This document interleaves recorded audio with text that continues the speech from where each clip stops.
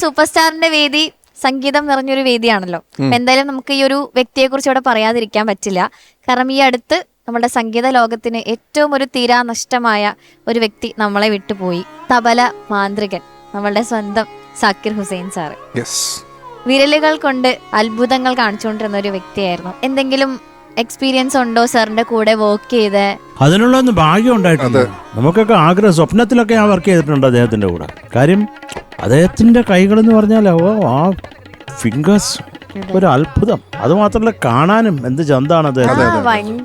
ഭയങ്കര ഐശ്വര്യമാണ്. അദ്ദേഹം ഒന്ന് വന്നിരുന്നാൽ മതി, വായിക്കണ്ട.